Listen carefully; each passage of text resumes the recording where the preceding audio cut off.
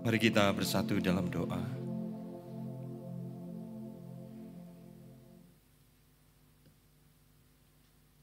Kami mengakui tanpa-Mu, kami mudah tersesat ya Tuhan, bahkan kami lemah.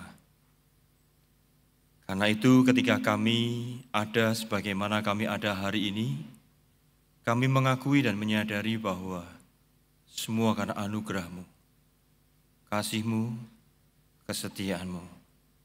Dan kami tahu Engkau Tuhan setia.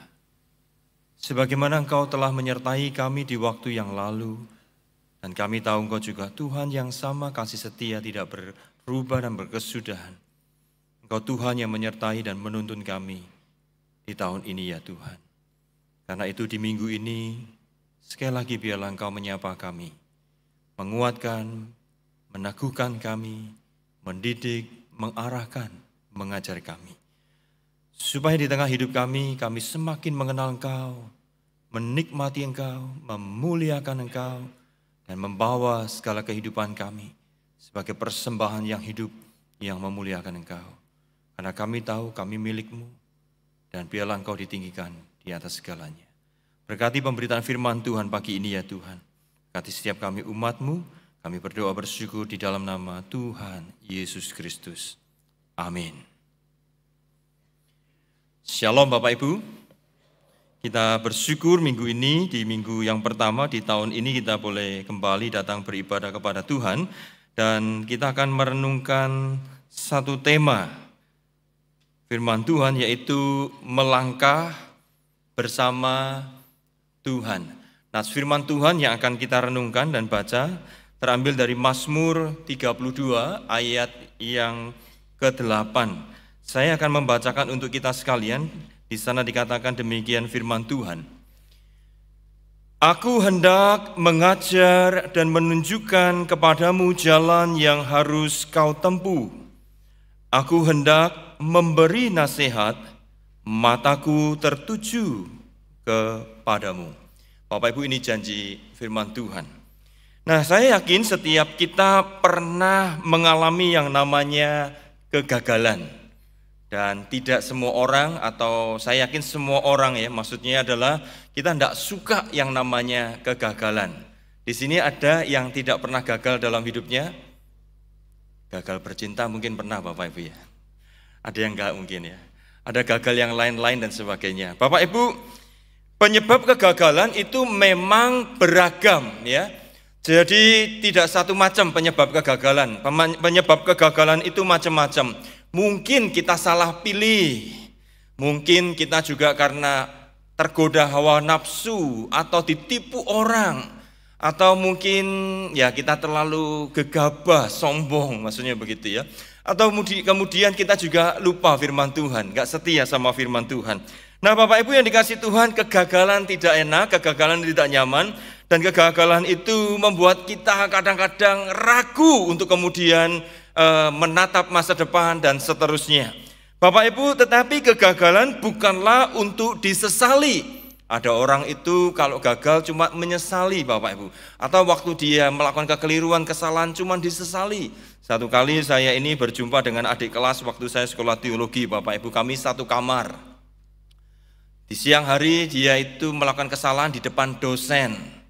Wah, kalau bicara melakukan kesalahan di depan dosen itu malunya setengah mati, Bapak Ibu ya.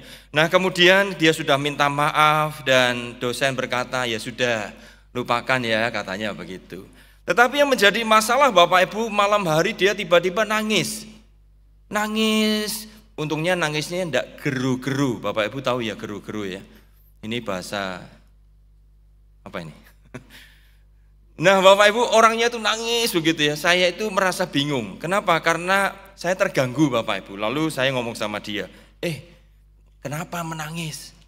Oh ini loh Kak Liong, tadi siang saya itu melakukan kesalahan. Kesalahan apa? Ya sebetulnya bukan kesalahan besar sih. Cuma saya ini malunya nggak tertolong. Karena saya melakukan kesalahan di depan dosen. Terus apa hubungannya kamu nangis hari ini, malam ini? Iya saya ini merasa aduh kayak apa begitu. Lalu saya ngomong sama dia begini, kamu tahu enggak, dosennya mungkin enggak ingat apa yang sudah kamu lakukan tadi siang. Tapi kenapa kamu menghukum dirimu? Dipikirin terus, nangis begitu Bapak Ibu ya. Akhirnya saya bilang sama dia, sudahlah kan dia sudah memaafkan kamu. Kenapa kamu tidak bisa memaafkan dirimu? Kegagalan itu memang mungkin membuat kita tidak nyaman.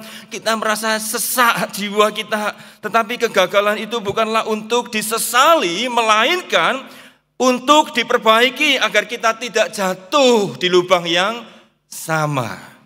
Nah Bapak Ibu yang dikasih Tuhan, bagaimana dengan kehidupan kita hari ini? Mungkin di tahun 2024 ada sesuatu yang membuat kita terhambat. Di tahun 2024 ada kegagalan-kegagalan tertentu yang membuat kita kadang gentar untuk melangkah. Kadang kita khawatir, ada orang yang putus pacar, Bapak Ibu anak muda misalkan begitu ya. Terus akhirnya mikir begini, sudahlah daripada pacaran bikin sakit hati, aku enggak mau pacaran lagi. Seumur-umur enggak mau pacaran. Papa mamanya bilang, ayo dong cari pacar. Enggak, aku sakit hati Mia misalkan.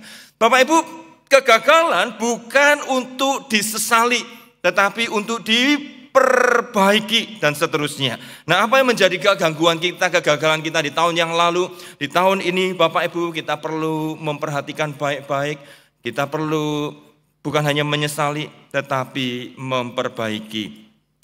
Bapak Ibu, seorang raja Israel yang bernama Daud, walaupun dia orang yang takut akan Tuhan, dia juga pernah mengalami yang namanya kegagalan. Mazmur yang kita baca tadi, Mazmur 32, itu memiliki latar belakang sejarah kisahnya. Sampai kenapa Daud itu kemudian menulis Mazmur 32 ini Bapak Ibu. Daud memiliki pengalaman yang tidak baik, tidak nyaman. Beberapa penafsir itu mengatakan bahwa Mazmur 32 ini terhubung dengan 2 Samuel pasal 12. Kalau Bapak Ibu membuka 2 Samuel pasal 12, itu berkisah tentang kegagalan Daud. Kegagalan Daud dalam hal apa Bapak Ibu? Nah ternyata ketika kita kembali kepada 2 Samuel pasal 12, ketika kita membuka bagian ini, kita akan melihat bahwa Daud itu gagal untuk hidup benar di hadapan Tuhan. Ia jatuh ke dalam dosa hawa nafsu seksual. Ketika ia ada di sotoh rumah, ketika kemudian dia melihat ke bawah, dilihatnya Batsheba yang sedang mandi. Mungkin gak sengaja ngintip Bapak Ibu ya. Saya juga bingung ini kok kamar mandinya kok gak ada atapnya ya. Sehingga Daud itu waktu di atas sotoh bisa melihat begitu ya. Tetapi masalahnya bukan itu Bapak Ibu. Masalahnya Daud itu kemudian tergoda dan akhirnya jatuh di dalam dosa. Bapak Ibu yang dikasih Tuhan, kegagalan adalah kondisi yang tidak nyaman. 2 Samuel pasal 12 itu menceritakan kegagalan Daud. Kegagalan adalah kondisi yang tidak disukai dan memang tidak nyaman, menyedihkan sekali. Tetapi hati yang tidak mau sadar, hati yang tidak menyadari keberdosaan, hati yang kemudian tidak menyadari kegagalan lebih menyakitkan dan mendatangkan hukuman. Nah, ini masalahnya Bapak Ibu. Nah bagaimana kemudian Daud itu merespon kegagalannya itu? Ketika Daud menyadari bahwa dia melakukan kesalahan, apa yang kemudian dia respon? Kemudian apa yang terjadi di dalam hidupnya? Nah Bapak Ibu kita akan mempelajari hal ini melalui Mazmur 32 tadi.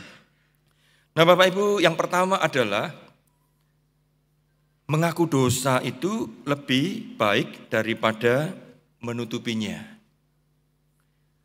Dalam Mazmur 32 ini Daud itu kemudian menceritakan pengalamannya. Pengalaman apa? Bahwa setiap kita, setiap manusia, bahkan orang yang terhebat kayak apapun termasuk hamba Tuhan, bisa saja jatuh di dalam dosa.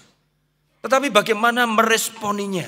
Tetapi bagaimana menghadapinya? Banyak orang bisa gagal, siapapun bisa gagal. Karena kita bukan orang yang sempurna Bapak Ibu.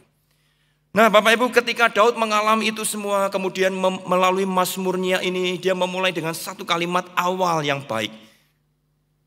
Di dalam Alkitab itu seringkali cara menulisnya itu begini Bapak Ibu. Kesimpulan itu kadang ditulis di awal.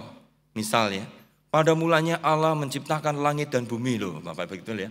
Lalu baru dijelasin kira-kira prosesnya. Padahal inilah Tuhan Allah menciptakan langit dan bumi. Kayak semacam judul.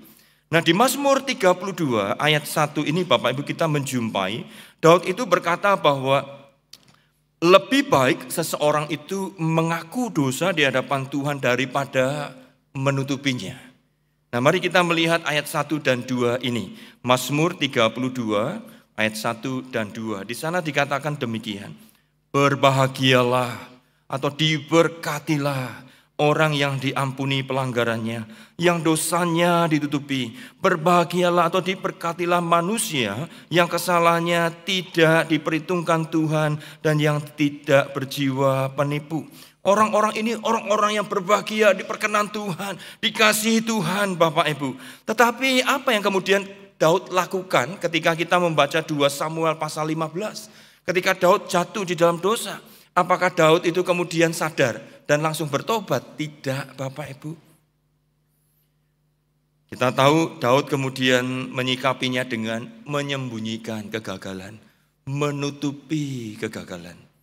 Itulah sebabnya kita menjumpai di ayat yang ketiga dan keempat, Daud itu berkata begini, selama aku berdiam diri, tulang-tulangku menjadi lesu, karena aku mengeluh sepanjang hari, sebab siang malam tanganmu menekan aku dengan berat, sumsumku menjadi kering seperti oleh teriknya musim panas. Dengan bahasa puitis, Daud itu menggambarkan penderitaannya. Daud itu menggambarkan perasaan tidak nyamannya. Bapak Ibu, kalau kita anak-anak Tuhan, kalau Roh Kudus tinggal dalam kehidupan kita, ketika kita melakukan sesuatu yang tidak diperkenan Tuhan, hati kita ini gelisah setengah mati.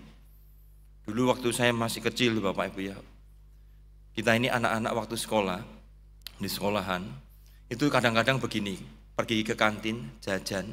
Kan yang waktu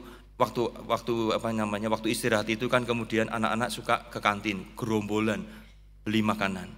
Nah, yang jadi masalah itu ketika beli itu kan nggak satu-satu Bapak Ibu ya, langsung keroyokan begitu ya. Jadi ngambil apa belum bayar, nggak peduli Bapak Ibu, pokoknya ambil dulu, makan dulu. Nanti ditanyain makan berapa? 1. Padahal yang dimakan berapa? 3. Wah, Bapak Ibu kok tahu ya? Jangan-jangan Bapak Ibu lakukan itu nih. Nah, Bapak Ibu yang dikasih Tuhan, kadang seperti itu nggak ngaku, ya diam aja, tapi ya hatinya tenang-tenang saja Bapak Ibu ya. Tetapi sesungguhnya hati kita gelisah ya. Ketika kita ngomong tadi makannya 2 begitu, bayarnya 1. Perasaan kita mulai rasa tidak nyaman. Apalagi kalau minggu datang ke rumah Tuhan, Tuhan berkata, apa yang sudah kamu perbuat? Aduh, rasanya hati nggak nyaman. Bapak Ibu yang dikasih Tuhan, Daud hari itu ketika melakukan kesalahan sama, dia tenang-tenang, bahkan niat jahatnya lebih lagi Bapak Ibu. Uria diutus ke tempat medan pertempuran yang paling mengerikan supaya dia binasa, dan memang dia binasa. Bapak Ibu, bagaimana Daud itu bisa bertobat? Seorang raja yang takut akan Tuhan, tetapi bisa jatuh. Siapapun kita Bapak Ibu bisa jatuh. Tetapi poinnya jangan jatuh itu hanya cuma sekedar disesali, tetapi datang kepada Tuhan, Sang Pemberi pengampunan itu. Maka ketika hati Daud itu merasa tidak nyaman, gelisah, takut, tertekan, maka di ayat yang kelima inilah kemudian dia menyadarinya Bapak Ibu. Di ayat kelima dia berkata begini, dosaku kuberitahukan kepadamu dan kesalahanku tidaklah kusembunyikan. Aku berkata, aku akan mengaku kepada Tuhan pelanggaran-pelanggaranku dan Engkau mengampuni kesalahan karena dosaku. Bapak Ibu yang dikasih Tuhan, Daud sadar benar, tak nyaman. Tak nyaman Bapak Ibu. Seorang pria yang selingkuh Bapak Ibu ya, kalau lihat istrinya pasti deg-degan. Kalau enggak deg-degan, wah ini hati nuraninya udah mulai mati nih kayaknya ya. Kenapa? Karena selingkuh kan, betul ya? Begitu enggak para pria? Nah Bapak Ibu yang dikasih Tuhan, orang-orang anak-anak Tuhan yang mengalami kejatuhan atau kegagalan selalu ada gelisah dalam hatinya. Daud hari itu enggak gelisah, tetapi ditegur kemudian dia sadar. Dia rendah hati dan dia ngomong, Tuhan aku sudah berdosa kepadamu. Kemudian Daud merasakan kelegaan. Bapak Ibu, hari itu pengampunan Tuhan memberikan kelegaan. Itulah sebabnya Daud berkata, berbahagialah orang yang diampuni dosanya, orang yang diampuni kesalahannya. Satu kali Bapak Ibu, saya mendengar atau mendapatkan sebuah cerita, ada 2 kakak beradik, Koko dan Titi. Mereka itu senang main ketapel. Titinya ini lagi belajar main ketapel Bapak Ibu ya. yang ditarik begitu ya Bapak, gitu ya. Nah waktu main ketapel itu, mereka main di halaman rumah, halaman rumahnya cukup besar. Dan kokonya ngajarin, itu ada burung Ti, di depan tuh, coba kamu pakai ketapelmu, ketapel itu burung. Nah Bapak Ibu Titinya coba, baks. Ternyata batunya itu loncat Bapak Ibu. Nah papa mereka atau papi mereka itu punya peliharaan binatang peliharaan. Namanya, bukan namanya sih, jenis binatangnya adalah angsa. Yang putih, yang lehernya, gitu Bapak Ibu ya. Nah, waktu titinya itu mengketapel, ternyata tidak kena burung yang dia sasar itu, ternyata justru kena angsa papahnya. Mati Bapak Ibu. Nah, wah mereka pada ketakutan. Waduh, kamu kok bisa kena angsanya papa kayak apa? Bukan aku loh ya, ini kamu yang pegang loh, kamu yang salah loh ya. Ya terus kayak apa ini kok, nanti papi marah sama kita. Udah diam-diam tenang. Aku Koko akan belai kamu Ti. Tenang saja Ti. Pokoknya aman sama Koko ya katanya. Ya Ko. Bapak Ibu singkat cerita, mereka pergi ke sekolah. Dan setiap kali sekolah mereka itu selalu mampir ke tempat es krim. Di tengah jalan yang mereka itu sukai, es krim yang mereka sukai. Ketika pergi ke sekolah, di tengah jalan mereka pasti akan berhenti untuk beli es krim langganan mereka. Si Titi ini paling senang es krim Bapak Ibu. Maka mereka beli es krim, Titinya beli es krim. Ketika Titi itu akan menerima es krimnya, tiba-tiba Kokonya berkata gini, Ti, ingat angsa papi Ti, angsa papi. Maksud Koko apa? Ya kamu tahulah, kamu mau aman kan? Mau aman? Nah, es krimnya kasih Koko ya. Wis beres semua pokoknya masalahmu. Bapak Ibu dia ketakutan kalau dilaporin ke papinya. Maka Titinya enggak berani kasihin es krimnya ke Kokonya. Aduh dia susah hati. Kok jadi begini katanya Koko mau melindungi. Kok melindungi cara begini? Ya sudahlah dia takut dilaporin. Kasih es krimnya Bapak Ibu. 2 hari lagi dia mau beli es krim. Sama-sama berdua juga suka es krim. Sebelum membeli kali ini Kokonya sudah ngomong, Ti ingat pokoknya ya Ti ya, angsa papa. Titinya itu enggak sejahtera Bapak Ibu. Dan itu berlaku seminggu lewat. Titinya pusing setengah mati gelisah. Sampai satu malam kemudian Titinya ini ketok kamar papanya. Papanya bingung kenapa malam-malam kok datang ke kamar. Takutkah atau ada sesuatu? Ya masuk Ti katanya. Lalu dia berdiri di depan papanya. Dengan perasaan takut, dia ngomong sama papanya. Pi, seminggu yang lalu Titi itu main ketapel. Waktu main ketapel mau tembak burung di taman rumah. Gak bisa kena, justru kena angsanya papi dan meninggal. Aku ini bersalah Pi, aku ini bersalah Pi. Aku sudah membunuh angsa papi, maafkan Titi Pi. Bapak Ibu sambil menangis sambil peluk papinya. Papinya itu tersenyum Bapak Ibu, tidak marah. Lalu papinya ngomong, Ti, sebenarnya papi lihat peristiwa itu. Papi tahu kamu tidak sengaja, jadi papi pikir ya sudah buat apa mempermasalahkan. Oh gitu ya Pi, kalau malam ini kamu datang minta maaf, papi lebih senang karena kamu bertanggung jawab. Maka dipeluklah anak ini Bapak Ibu oleh papinya. Udah masalah selesai. Dia sudah mengaku, hatinya lega, tidak lagi tertekan dengan perasaan dimurkai, disalahkan atau dimarahi oleh papinya. Besok pergi sekolah dengan Kokonya. Mampir kemana Bapak Ibu? Es krim. Kok pinter Bapak Ibu. Nah Bapak Ibu waktu beli es krim, Titinya beli es krim lagi. Kali ini Kokonya ngomong lagi. Ti, angsa, papi katanya. Nah Titinya diem aja Bapak. Kokonya yang bingung sekarang. Ti, angsa, papi. Cuek aja dia beli, tetap kemudian makan es krimnya. Tak beritahu papi loh, kalau angsa papi kamu yang bunuh, beritahu saja katanya. Loh kenapa kok diberitahu saja? Kamu tidak takut dimarahin papi? Enggak, aku sudah diampuni oleh papi. Bapak Ibu, pengampunan dari Tuhan itu melegakan dan mendatangkan kebahagiaan. Nah itulah sebabnya Bapak Ibu pengalaman Daud ketika dia mengaku di hadapan Tuhan kegagalannya, kesalahannya yang menghambat dia dari berkat-berkat Tuhan itu kemudian membawa dia ketika dia mengaku mengalami namanya sukacita, kebaikan, sorak-sorak yang dari Tuhan. Nah itulah sebabnya di ayat 6 sampai yang ke-7 Bapak Ibu, Daud itu kemudian mengundang orang-orang saleh untuk benar-benar belajar, berpengharapan kepada Tuhan, benar-benar dekat dengan Tuhan, benar-benar untuk melibatkan Tuhan di tengah kehidupannya dan mensyukuri segala anugerah kasih setia Tuhan. Sebab itu di sana dikatakan, hendaklah setiap orang saleh berdoa kepadamu selagi engkau dapat ditemui.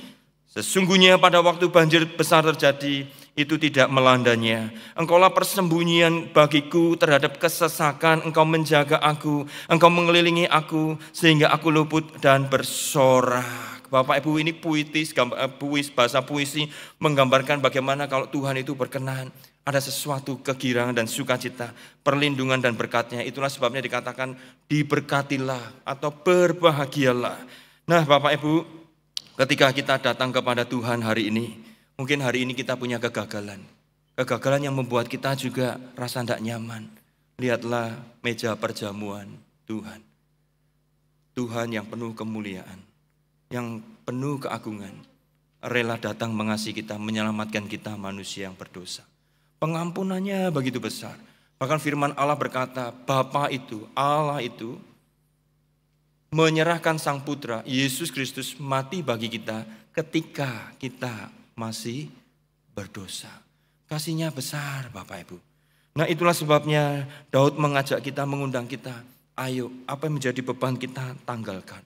Apa yang menjadi keraguan, kekhawatiran kita tanggalkan. Kita peluk Tuhan, kita bergantung kepada Tuhan, kita berserah kepada Tuhan. Maka yang kedua Bapak Ibu, apa yang kemudian kita belajar dari Daud adalah dari Mazmur 32 ini. Yang kedua adalah melangkah bersama Tuhan. Bapak Ibu, kita perlu melangkah bersama Tuhan.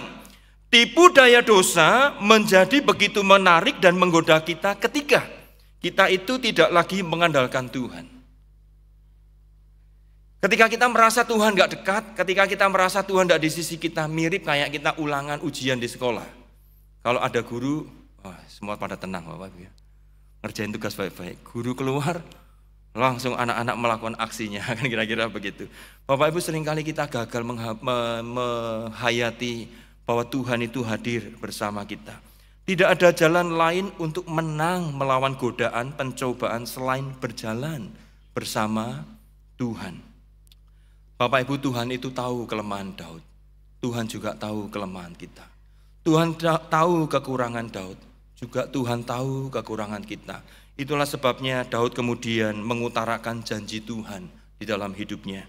Di ayat yang ke-8 ini bukan perkataan Daud Bapak Ibu, tetapi ini janji Tuhan yang diucapkan oleh Daud. Di sana dikatakan aku, di sini itu subjeknya Tuhan Bapak Ibu. Aku hendak mengajar dan menunjukkan kepadamu jalan yang harus kau tempuh. Aku hendak memberi nasihat, mataku tertuju kepadamu. Ini janji Tuhan. Bahwa dia Tuhan Allah akan menolong kita, mendampingi kita, menyertai kita, mengasihi kita, menuntun kita. Nah Bapak Ibu, sebagai ciptaan, Tuhan itu memberi kita kapasitas besar memang. Tuhan itu memberi kita kemampuan. Itulah sebabnya kalau kita lihat peradaban manusia, wah bisa bangun gedung besar, bisa lakukan ini dan itu. Karena kita diciptakan menurut gambar dan rupa Allah. Kita memiliki kapasitas yang besar. Bahkan kita mungkin adalah orang-orang yang kemudian berkata, aku juga bisa jalan dengan kekuatanku sendiri. Benar Bapak Ibu. Tetapi kita tahu manusia itu tetap terbatas. Berjalan bersama Tuhan jauh lebih indah dan menyenangkan. Saya ajak kita melihat kepada kisah Yusuf di Alkitab. Yusuf adalah orang yang kemudian mengalami pencobaan, persoalan di tengah hidupnya. Bapak Ibu tahu ya, dia dibenci saudaranya, jadi budak, difitnah, masuk penjara, ini dan itu. Kalau orang lihat itu begini, ini masa depan suram memang. Tetapi Alkitab mencatat baik-baik dan jelas sekali di sana bahwa Tuhan menyertai Yusuf. Betul? Ya, Tuhan menyertai Yusuf. Ada bau agak mana ya? Menyertai Yusuf. Dan Yusuf juga konsisten terhadap penyertaan Tuhan itu dengan apa? Mengandalkan Tuhan dalam segala hal. Ketika ia dirayu oleh istri Potifar, dia tidak tergoda. Tetapi dia justru kemudian apa? Menjauhi apa yang salah itu. Dia konsisten mengandalkan Tuhan, percaya Tuhan. Hidupnya tidak gampang. Kadang orang yang konsisten kepada Tuhan, setia kepada Tuhan, hidupnya penuh tantangan. Tetapi ingat, Tuhan melampaui tantangan. Bahkan Tuhan bisa memakai tantangan itu untuk membawa Yusuf naik tingkat lebih tinggi. Itulah sebabnya ketika Yusuf setia. Dan setia di dalam penyertaan tuntunan Tuhan. Dari seorang budak yang hina menjadi seorang petinggi Mesir yang berpengaruh. Nah Bapak Ibu, itulah sebabnya pengalaman Daud sama. Ketika menulis Mazmur 32, menghayati kesalahan kegagalan, menghayati kebergantungan kepada Tuhan, menghayati penyertaan Tuhan. Daud sadar bahwa di dalam Tuhan dia mendapatkan jalan yang terbaik. Itulah sebabnya ayat 9 dan 11 sampai 11 Daud itu kemudian mengajarkan kepada kita begini. Janganlah seperti kuda atau bagal yang tidak berakal, yang kegarangannya harus dikendalikan dengan tali les dan kekang. Kita ini kadang-kadang keras kepala Bapak Ibu, betul nggak ya? Sampai harus seperti kayak kuda atau bagal yang tidak berakal. Jadi diatur, ditaklukkan, dihajar, diapain baru nanti tunduk-tunduk kira-kira begitu ya.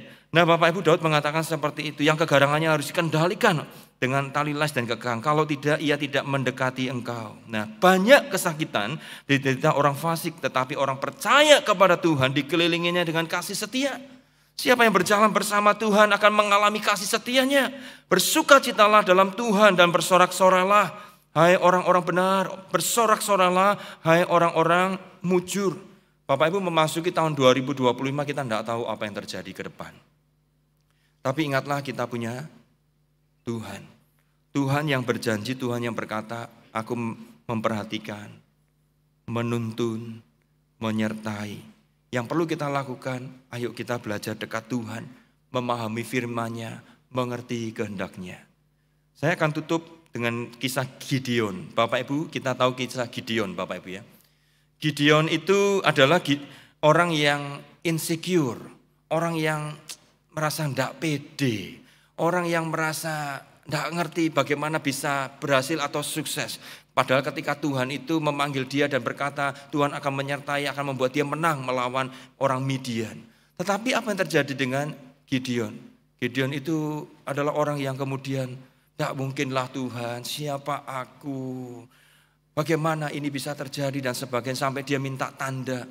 Kalau bulu domba ini kering, yang lainnya itu di sekitarnya itu ada embun basah begitu, dia mau percaya. Sudah diberi tanda oleh Tuhan, apa yang dimintanya dituruti, masih saja mencobai Tuhan lagi Bapak Ibu ya. Mungkin dia minta kepastian lah kira-kira begitu. Bagaimana kalau bulu domba ini yang kemudian basah, yang lain tidak basah, dituruti, baru dia merasa, ya. Biasanya kita seringkali minta tanda begitu bukan? Bapak Ibu, tetapi berbahagialah mereka yang tidak mengejar tanda, tetapi memang percaya dan mengakui bahwa Tuhan itu berdaulat berkuasa sesuai firman-Nya. Nah Bapak Ibu yang dikasihi Tuhan, hari itu Gideon kemudian berperang dengan 300 orang melawan 135.000 tentara Midian pas Amalek. Bisa menang Bapak Ibu, bisa menang. Bukan karena Gideon kuat, tapi karena penyertaan Tuhan. Di tahun 2025 ini Bapak Ibu, mari kita berjalan bersama Tuhan. Kelemahan kita bukanlah kelemahan Tuhan. Kegagalan kita bukanlah kegagalan Tuhan. Walaupun kita lemah, kita punya Tuhan yang kuat, yang sanggup menguatkan, menolong kita. Walaupun kita gagal, ada Tuhan yang sanggup memulihkan dan membawa kita berkemenangan. Mari kita berjalan bersama Tuhan, dekat dengan Tuhan, belajar firman-Nya baik-baik, dan mengandalkan Tuhan di dalam setiap langkah hidup kita. Kiranya kita boleh bersukacita karena ada Tuhan beserta kita. Dan apa yang kemudian kita banggakan untuk semua itu? Bapak Ibu, Daud menulis Mazmur 32 ini. Tujuannya bukan untuk kebanggaan diri, tetapi untuk membawa umat ingat. Ada pengharapan di dalam Tuhan. Dan bagi Dialah kehidupan dan segala kemuliaan. Amin. Mari kita bersatu di dalam doa.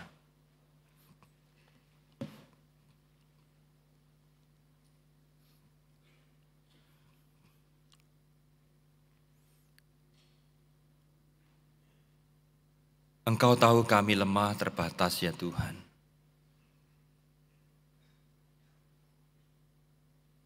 Tetapi minggu ini kami menghadap meja Tuhan.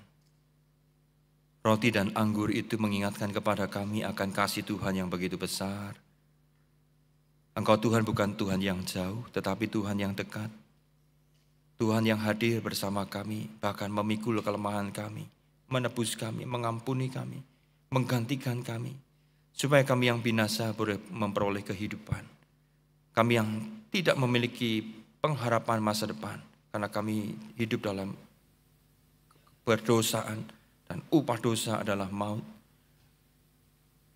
Berpisah dari Allah selama-lamanya, tetapi di dalam Kristus Tuhan, kami boleh mendapatkan pengharapan. Dan itu mengajarkan kepada kami punya Tuhan yang senantiasa mau mengampuni kegagalan kelemahan kami. Dan Tuhan yang senantiasa mau berjalan bersama kami. Tuntun kami di tahun 2025 ini Tuhan, biarlah hati pikiran kami semakin dekat kepadamu, semakin bertumbuh mengasihi Engkau, mencintai Engkau, dan mengandalkan Engkau, mengikuti tuntunanmu. Jangan biarkan kami seperti kuda atau bagal yang tidak memiliki akal, yang keras kepala, yang merasa diri kuat mampu, padahal kami lemah. Biarlah Engkau tuntun kami, berkati kami. Terima kasih Tuhan, kami berdoa bersyukur menyerahkan kehidupan kami ke dalam tangan Tuhan. Di dalam nama Tuhan Yesus kami berdoa. Amin.